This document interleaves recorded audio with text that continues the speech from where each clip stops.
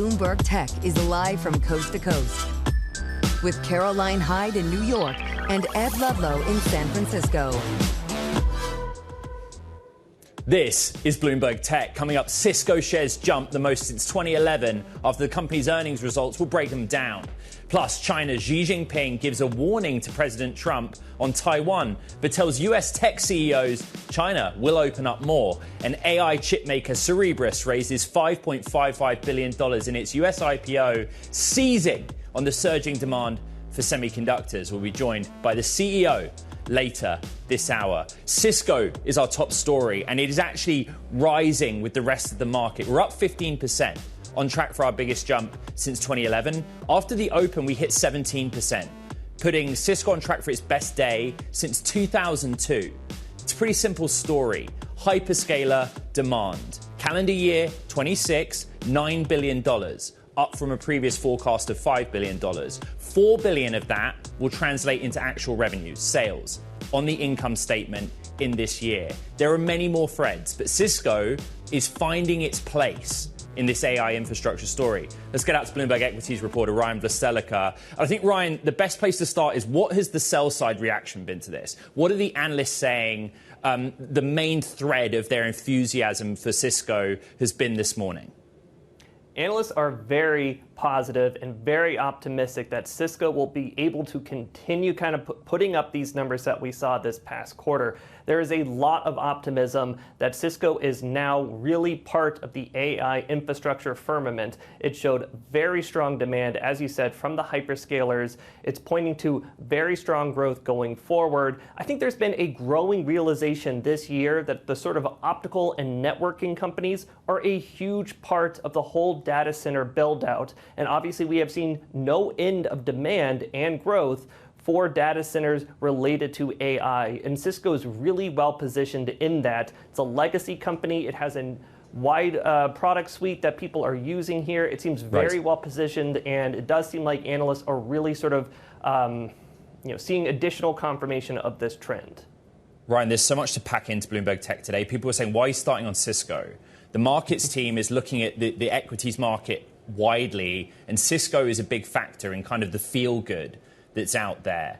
Networking is your cables, your switches, your routers. That all goes into real data centers, right? But the other part of the story is Cisco's discipline. They're cutting about 4,000 roles. How did the company kind of spin that as a positive in that sort of feel-good around AI in the market today? Well, they talked about how they are really focusing and prioritizing AI. You mentioned the job cuts. It does seem like all of their investments are really geared toward this end market in particular. So there is a lot of optimism about that. And I would just say, as I'm sure you remember, Cisco was one of the major companies of the .com era build out. Now, it saw huge growth at that time, and it only recently surpassed its .com era high. So there's a certain amount of poetic justice, I guess, in the fact that AI is the thing that is finally bringing it back to record levels. It does seem like it is now becoming a real part of this technology build out, just as it was in the internet tech build out. Ryan, you and I were not doing this in the .com era, but in the here and now, Cisco is a big story. Bloomberg's Ryan Vlastelica on the equities desk. Thank you so much. Another stock we're watching is Klarna. Looking at shares, also up 15, 16%. The company posted just $1 million in first quarter net income, but it beat estimates, swinging from a $99 million loss a year ago. This in the fintech space, right? Revenue jumping 44% to $1 billion, driven by higher interest income, growth in debit card signups, partnership fees. It's another one that we had to fit in a very busy Thursday morning. Today, all eyes are on Cerebras. The company set to begin trading after pricing its IPO at $185 a share, raising $5.55 billion, the biggest US IPO of the year so far. It has been mayhem in the market so far. Shares were indicated at one point to open at $400 a share.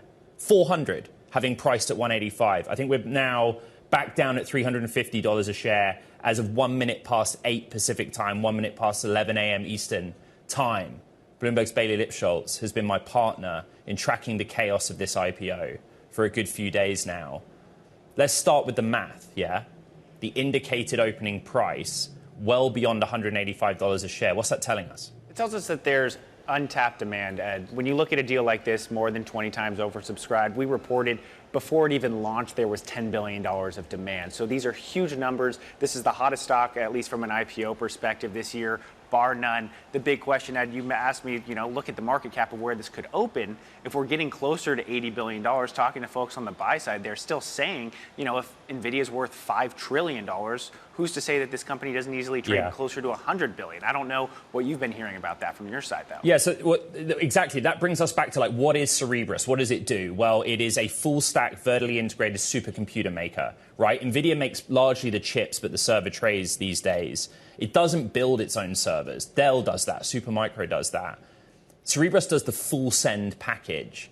But even at $100 billion, it's a drop in the ocean. Why is the market so enthusiastic about its technology? What else do we know about this company's financials or its customer backlog? The big thing initially when they tried to go public, call it 2 years ago, was concentration risk. So G42 was pretty much their only customer. They've expanded that. Now you have OpenAI and others. And the big pitch, Ed, at least when I talk to folks on the buy side, is how broad-based can that be? If we're dealing with a market, especially as it relates to building some of the compute and everything that goes into building out the AI future, if this is just the start and we're in early innings, what does this ultimately look like, call it 5 years from now? And the big question is, back to your point earlier, if this is just a drop in the bucket, there's a pretty much massive potential as it relates to going forward, though. Again, all things considered, we've seen semiconductor index up, 30% since they started this process? I would say indicated opening prices, they're on the Bloomberg terminal. They're not always right. Who knows what will happen when trade starts? But Bloomberg's Bailey Lipschultz, please don't go far. Stay with Bloomberg Tech, because coming up later this hour, we will speak with Cerebras CEO Andrew Feldman. And if you're on the socials, hit me up. I welcome your questions. Now, coming up, China's Xi Jinping gives a warning to President Trump on Taiwan. We're going to have those details next. This is Bloomberg Tech.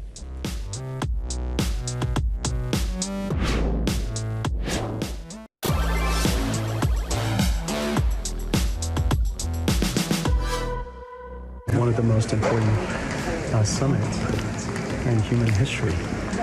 And the two presidents, President Xi and President Trump, have such a wonderful relationship. This is an incredible opportunity for us to rely on the relationships to build a much, much better partnership. Did you get any specific customers for your chips for the H200? We didn't really talk about. I'm here to support the president and to represent the United States. That was NVIDIA CEO Jensen Huang speaking to reporters in Beijing and telling Bloomberg the company hasn't really discussed the H200 chips during the president's trip to China. He's there to support President Trump. What was discussed, though, is Taiwan. Xi Jinping, through state news agency, calling it, quote, highly dangerous situation for the world's biggest economies. Let's get out to Bloomberg's Tyler Kendall, who joins us from Beijing. There are many threads. We also have the breaking news of the last 15 minutes.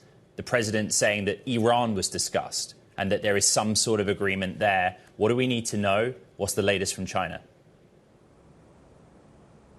Well, Ed, at this point, as you're saying, there are a lot of different threads that we could pull on here. I can't say that the overarching theme appears to be that the efforts here in Beijing are aimed at stabilizing ties between the U.S. and China rather than overhauling them. If we start with the latest news, President Trump out saying that Xi Jinping has pledged not to supply Iran with any weapons and that it's going to help get Iran to the negotiating table. Perhaps this will help make some progress when it comes to what has been gridlock in those ongoing discussions, as well as a reopening in the Strait of Hormuz, though we would be remiss if we didn't point out that from the Chinese readout, we didn't really get any indications that China is willing to go further in terms of helping to ease that conflict, saying instead that they had extensive dialogue about the situation in the Middle East, but not really giving us any firmer details there. Another point where there appeared to be a mismatch in terms of the public readouts from what happened behind closed doors was, as you mentioned,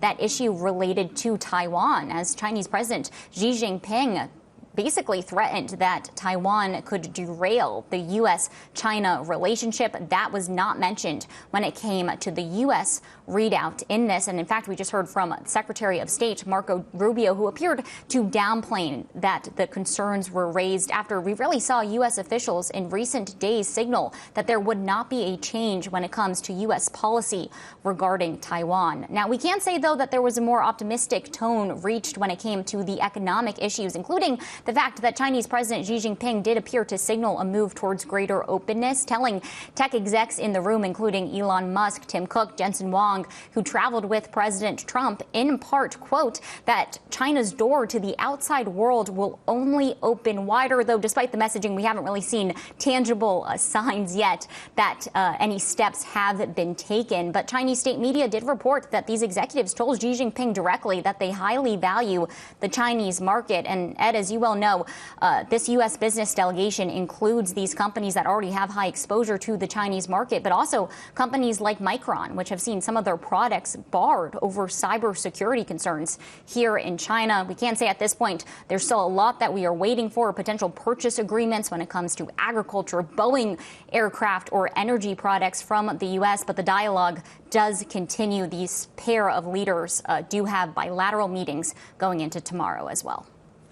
Bloomberg's Tyler Kendall with everything you need to know out of China so far in the meeting between President Trump and China's Xi Jinping. Thank you very much. And let's get the broader picture with Michelle Guider, CEO of the Crack Institute for Tech Diplomacy at Purdue, also served as Assistant Secretary of State for Global Public Affairs under the first Trump administration. You understand how this works and you understand what's at stake. And like here on Bloomberg Tech, right, I want to start with Taiwan, because for a very long time you've been coming on this program and we've been talking about Taiwan in the context of America's dependence on that nation for semiconductor supply, right? I'm literally talking about TSMC and the manufacturing footprint in Taiwan, apologies. Have we learned anything new here on Taiwan? What did you make of President Xi's statement, I suppose, through the state agency? Nothing's new here. I think the position that China has taken on Taiwan being really important to them when it comes to U.S.-China relations has been the case for quite some time. We know that General Secretary Xi Jinping has been pressuring the president on arms sales to Taiwan for a while. So that's not new at all. And neither is the United States position on maintaining the status quo. As Secretary Rubio said, there's been no change on the U.S. position here with regards to Taiwan. But as you had mentioned, you know, the ties between Taiwan and the United States are strong. They run deep. Semiconductors are a critical piece of that, and there's been a lot of collaboration with TSMC building out here in the United States increasingly more over time. And I think ultimately the status quo hasn't changed. A red headline on the Bloomberg terminal just before we came on air. President Trump saying that President Xi offered help on Iran and pledged not to send weapons to Iran. The president has said that it wouldn't be an important topic of conversation. But actually, if you look at like what markets are saying and what people are saying on socials, it's a key issue, particularly on how it would have a bearing on the Strait of Hormuz. It's been one of several key issues. I think it's not surprising that they talked about Iran. It was looming over this entire 36-hour summit. The fact that you had mentioned this breaking news that President Xi is going to stop supporting the Iranian regime is a positive step, and I think one that the United States would welcome. So, again, not surprising, and I think overall the big picture on this is, you know, this is a 36-hour summit, and on all of these agenda items, and ultimately micro movements in a much bigger picture here of the United States and its long-term view to achieve the golden age of America and retain our leadership across the world. And China is on its own path to China rejuvenation. And the big question is who gets there first? And did the 36 hours in this summit help the United States move incrementally faster toward our vision? I just want to disclose to the Bloomberg Tech audience that President Trump, in those comments about Iran and President Xi's commitment for Iran, that was part of a Fox News interview, a clip that Bloomberg reviewed. Michelle, would you kindly draw on your experience from participating in the first Trump administration? What does it take to put a delegation like this together that includes Elon Musk, Jensen Huang, picking them up in Alaska for the refuel stop on Air Force One and taking the world's most important tech CEOs to China as part of a high-stakes meeting between President Trump and President Xi? Yeah, these things take a lot of preparation historically, and especially in terms of what you want the meetings to be about, the readouts coming out of these meetings. However, I will say this type of delegation is unprecedented. And I think if you look at how the president has been agile and maybe non-traditional in his work, so are these tech CEOs. They move fast and they're disruptive, and it's easy to hop on the plane in Alaska and go to China. So I'd say, there's a lot of planning. At the same time, with this administration, with these types of disruptive tech leaders, there's also a lot of room for ad-libbing and improvisation, and I think that's what we're seeing here. Michelle Goda, CEO at the Grok Institute for Tech Diplomacy at Purdue, thank you very much. Now, coming up, we're going to get out to Napa Valley, where our own Caroline Hyde set to speak with the CEO of Ericsson on the sidelines of the Spark Global Leadership Summit. It's coming up next. This is Bloomberg Tech.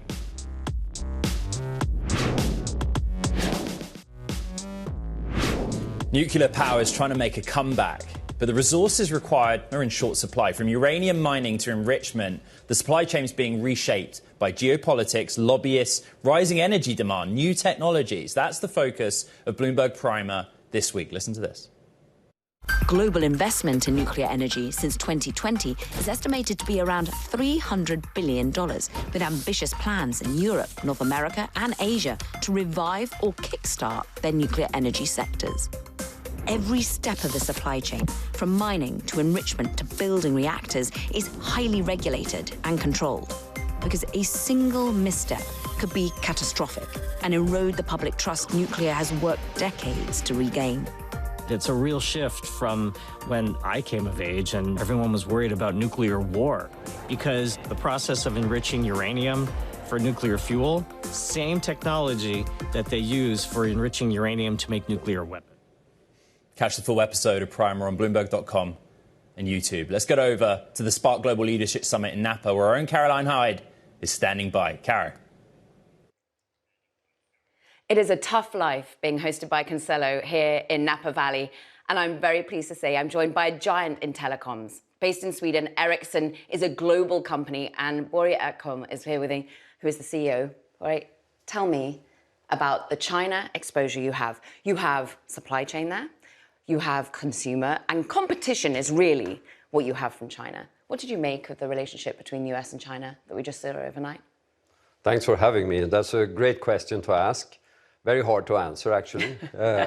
We like to do that in journalism. No, I know. But I think there is, China is started out, as I often look at the old telecom movie from China, right? It actually started out as being a prioritized sector in China. Mm. So they had almost 100 vendors if you go back 30 years.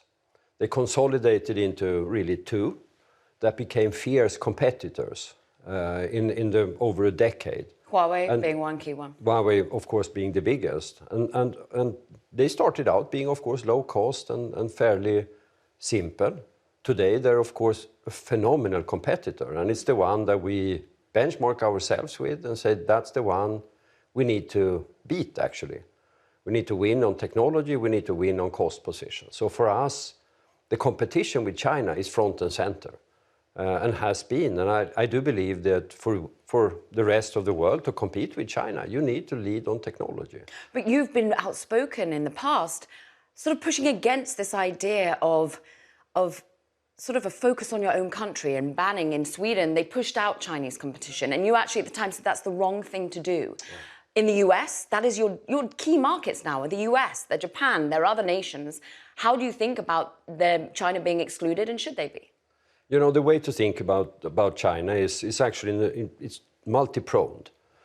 So if you take telecom again, it's a scale game. They have scale in their domestic market. That's a market you need to be in.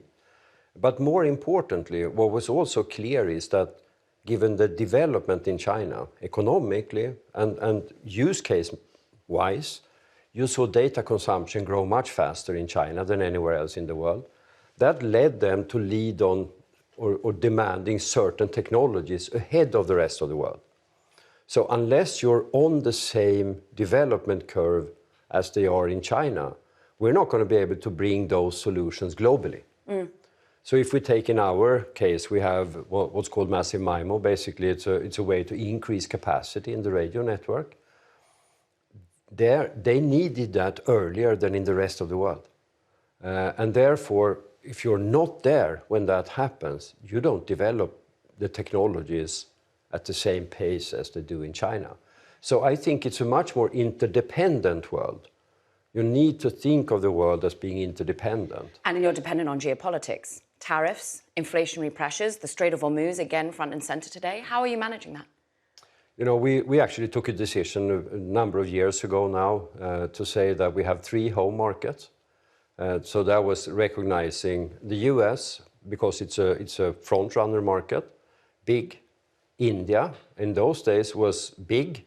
Today, it's starting also to be front-runner on technology. Japan is very big in telecom and also an early adopter of telecom. So we said, that's markets we need to win in to make sure that we combat the scale of China. So we did that. Then we said we need a flexible supply chain in order to manage any disturbances. So we built a factory here in the US. How big is your manufacturing now here in the US? We manufacture a large portion of what's supplied to the US is manufactured here in the US. So we built that we commissioned it about 2020. So we were ahead of the really supply constraints in that sense and the tariff issues. So we've been able to use that manufacturing footprint, R&D footprint, to actually manage a bit of the geopolitical exposure. Now we look at the markets today and extraordinary ramp higher on the back of AI. AI is the excitement in your area as well. Look, you've got competition with Nokia, who has got a strong relation with NVIDIA, and they've gone big into data center. Briefly, how are you thinking about the AI opportunity? We think of the AI opportunity as a massive opportunity for us, for the simple reason that AI will ultimately move out to the physical world. Call it industrial AI, physical AI. And that's going to require inference at the edge of the network to manage the latency requirements, etc. And then connectivity will be needed. So we will start to enter a world where everything has to be connected. So when everything is connected, you can't connect them with wires. It just simply doesn't work. You're going to need the terrestrial cellular network to provide the backbone to scale AI. So I think of AI, yes, it's going to fundamentally change the economy. It's going to be a driver of productivity. It's hugely positive. Yeah. And for us, it will be a benefit because we will see a new type of traffic coming in the network. Oura, I could talk to you more. I'm luckily going to be talking to you in a panel a little bit later here at the Spark Leadership Summit, hosted by Cancelo. Ed, back to you. All right, coming up, Cerebras IPO time, the big conversation. This is Bloomberg.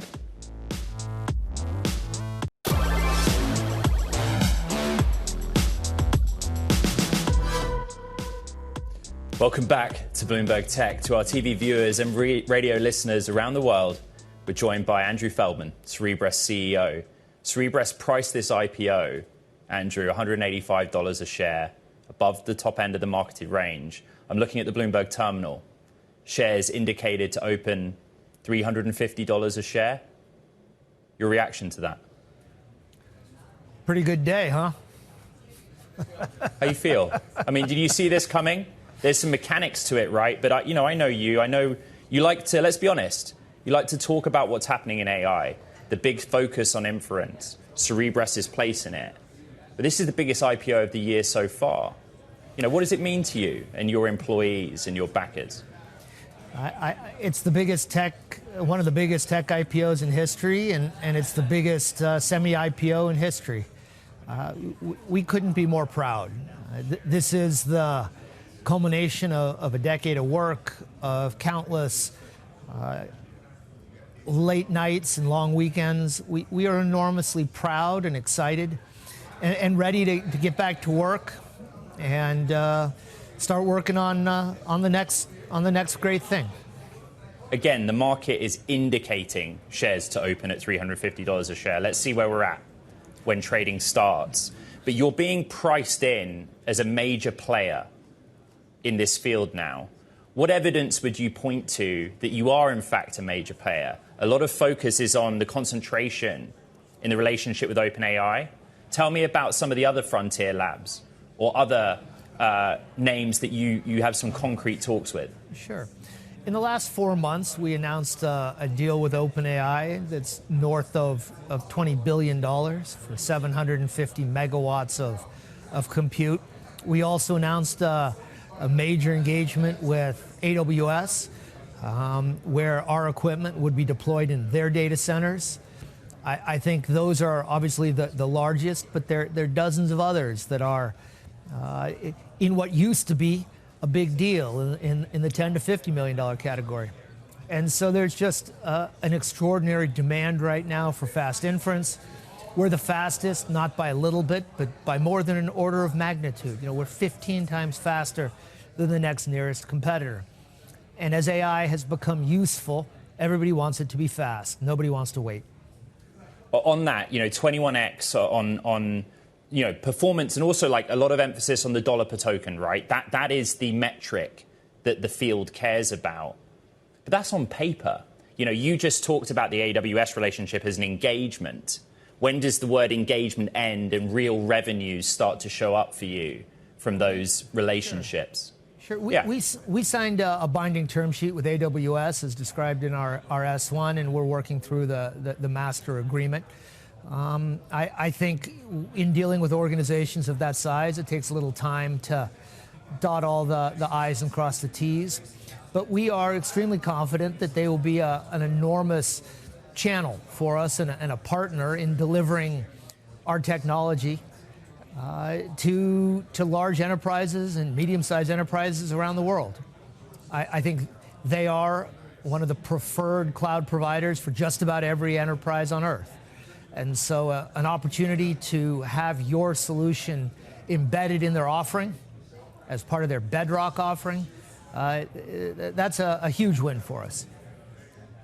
We're live on Bloomberg Television and Radio. This is a Bloomberg Tech Takeover, and we're speaking to Andrew Feldman, the CEO of Cerebras, whose company just priced the IPO at $185 a share and is indicated right now, I'm looking on the Bloomberg terminal, maybe to start trade at $350 a share. Andrew, I think you know this about me. Whenever we have a big moment to have a conversation like this, I always go to the Bloomberg Tech audience. What do they want to know? And actually, the first question is, what was your attitude toward retail investors? Why did you not do more for the retail investor in this big moment for your company?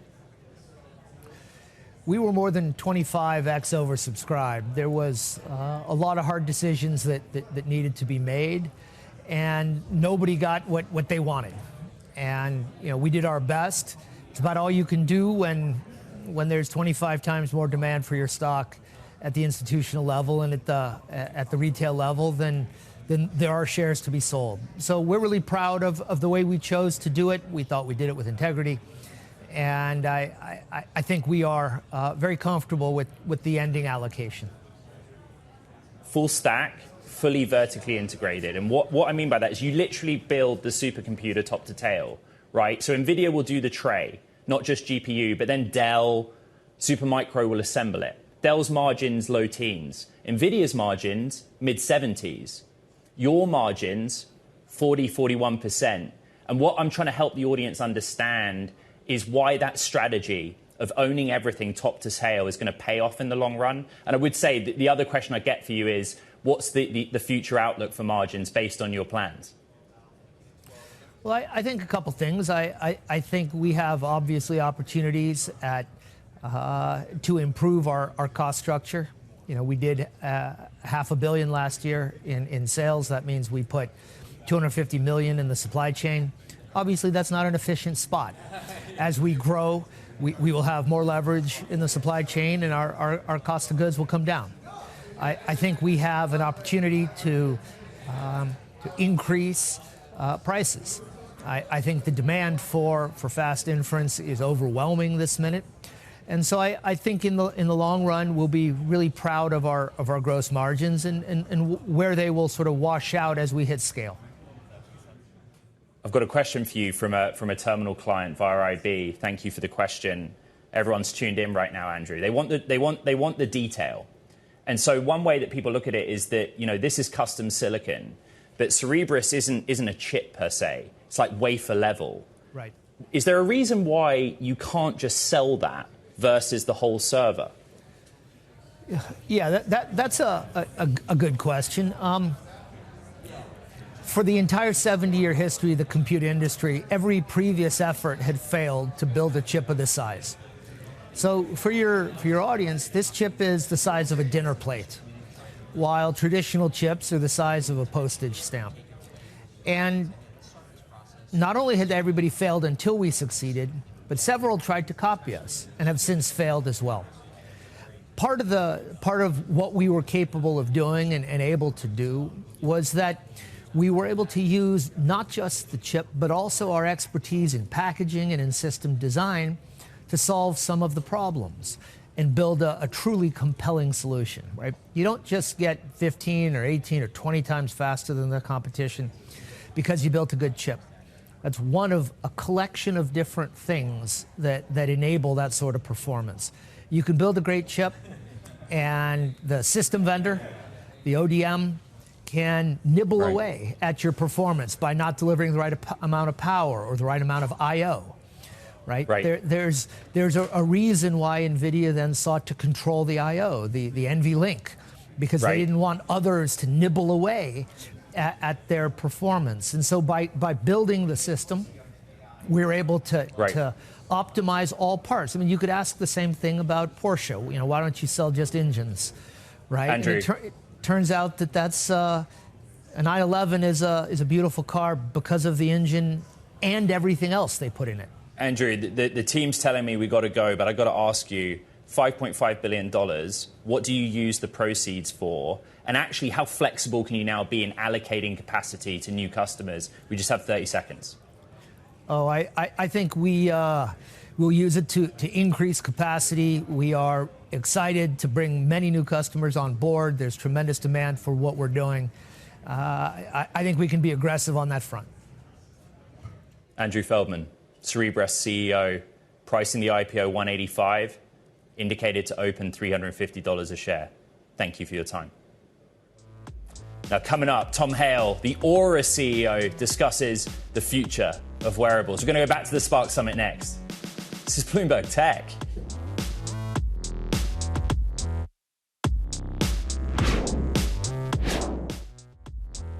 Let's go back to the Spark Summit, where our own Caroline Hyde is standing by. I am the Cancelo Spark Summit right here in Napa Valley. And with wine comes a focus on your health. And many might be looking at their Oura ring today as to see how they're feeling after a day in Napa Valley. And I'm joined by Tom Hale, of course, the CEO of Oura.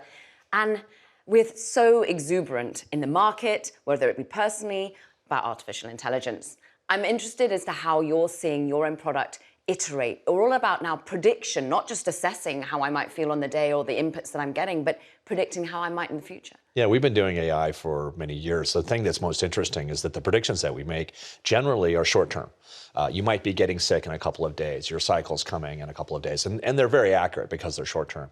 But I think where this starts to get really interesting is if you can make predictions over a longer time frame, you're starting to help people understand how their behaviors can bend the curve on their health outcomes, or maybe even ultimately on the cost of healthcare. And I think this is really disruptive, but also really positive, because one of the biggest problems with healthcare is there's just simply not enough care to be provided for everybody. And AI lowers the cost and provides access and provides medical information. It has to be high quality, it has to be scientifically validated, it has to be accurate and good, but that opportunity exists. And so we're pretty excited about how AI can transform healthcare. At the moment, an Oura ring is deemed a general wellness product, but there could be even further ways in which you move within the medical space. Yeah. That requires FDA approval, particularly for blood pressure, for example. How are you thinking about that, getting the science on board? Well, our view is that we want to be as aligned with the FDA as possible. We want to make sure that what we do is in the path of scientific and medical validation. That includes the FDA. So we're working closely on multiple submissions. Blood pressure is certainly one of them. We're currently running something called the blood pressure profile study. That's almost 300,000 people who are taking cuff measurements and comparing to the predictions that the ring is making. So we will have a data set that'll support the idea that what this does is accurate, validated, clinically relevant. Until that time, we'll probably operate as a wellness device, which means that we can provide insight, but not something that's like a diagnosis. We'll stop short of that. Look, the FDA doesn't have someone at the top right now. Does that affect the way in which you work with them? Yeah, no, not really. I think we're very excited to see how we can work with CDRH, which is the division of the FDA that focuses on that. So we're working with the rank and file, the people who are focused on medical devices, and we have a great collaboration with them. You have a great collaboration with Apple, but you're also kind of frenemies in some way, dare I say it that way. Where you've taken some significant talent from them. Well, I think the interesting thing about how Apple and Oura interact is that it turns out that almost 2/3 of Oura ring wearers have a second wearable, most often a wrist wearable, and most often an Apple Watch. So we're actually highly complementary. Now, going to the people, there's great talent. Apple has produced some of the icons of health and hardware, and I think having some of those people join our team has been an incredible. We feel very proud of the people who've joined us, and we've got some great connectivity with Apple as well. I'm a long-time independent software developer on the Apple platform, so we have a lot of people that we have been working with for years. Software developers are not cheap in this age of AI. How are you thinking about your talent more broadly? So for us, the interesting thing is about a year ago, people were like, wow, I mean, hardware's hard. Why are you doing hardware? And of course, the first rule of software school is you don't do hardware. Yeah. And so I missed that class or lesson in software school, but it's worked out okay. Because now what people tell us is they say, we can't believe how resilient you are to the AI disruption to software. Turns out hardware is very, very attractive right now because you can't vibe code atoms. Yes. Right? You can't just summon them into existence. And so, interestingly, I think for Oura, steering the way we have and having always been a hardware company with a very strong software backing, it's actually been really advantageous. And investors look at us and they say, good, we're so glad that you're not in the software space and that you're a hardware provider. And you've just been luring more investment, and you got a bigger market cap on the private side. I'm interested as to whether there's any inflationary pressures your investors are worried about. How are you thinking about manufacturing in this age of supply chain? We think about Hormuz, we think about China today. Yeah, I don't think we've really had seen the impact of inflation on demand, which is good.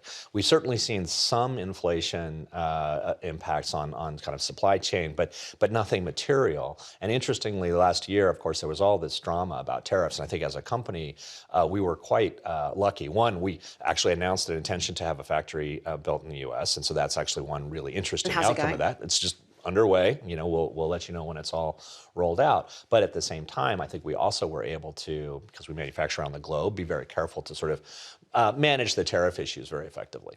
Tom Howe, could speak to you for much longer. CEO of Oura, fascinating to catch up. We hand it back to you from the Cancelo Spark Summit here in Napa Valley, Ed. Okay, more interviews to come out of the Spark Summit throughout the afternoon. Tune in for a conversation with OpenAI CFO Sarah Fryer, 8:30 p.m. Eastern, 5:30 p.m. Pacific.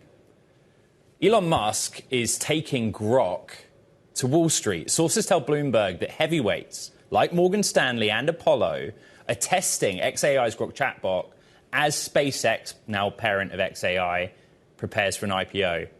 Bloomberg's Carmen Arroyo breaks the story wide open. No surprise that you wake up. It's one of the most read stories on the Bloomberg terminal and Bloomberg.com. There's so much detail in the report about the xAI strategy, the players involved. Give us as much of that detail as you can. Sure. Thanks for having me, Ed. Basically, xAI is trying to boost their corporate client roster ahead of the IPO. And John Shulkin, who's been the chief revenue officer at the company, has been really driving this strategy. In order to do that, they've mainly gone to Wall Street clients that have previously worked with Musk companies before.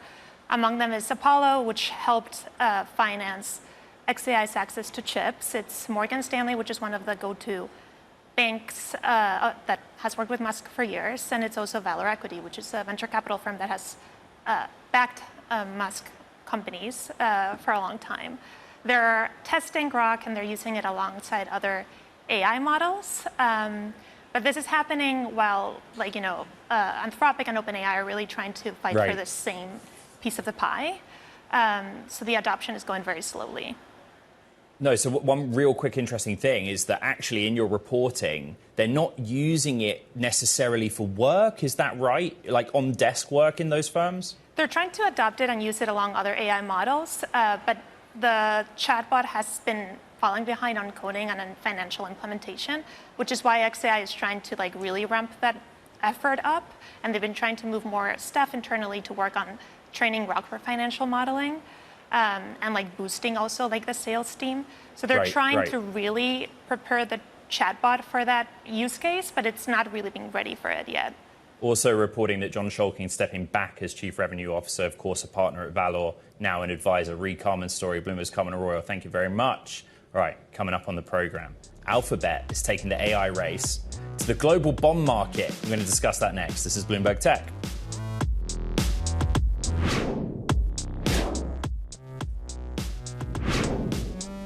Time now for Talking Tech. And first up, Hon Hai, also known as Foxconn, reported a 19% jump in quarterly profit, says the US will gradually become the company's largest AI server production hub. The company's become a key AI hardware player by assembling servers that house NVIDIA accelerators.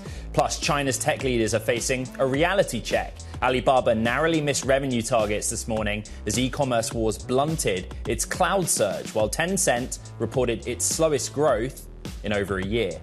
And AdTech is eyeing a potential $4 billion debut in Hong Kong. The optical connectivity specialist is reportedly seeking to raise at least $500 million or more at a valuation of $3 to $4 billion, according to sources. Big story on the terminal. Alphabet is taking the AI race to the global bond market. After a blockbuster $17 billion sale at home, the Google parent's now tapping the Japanese yen market for the first time.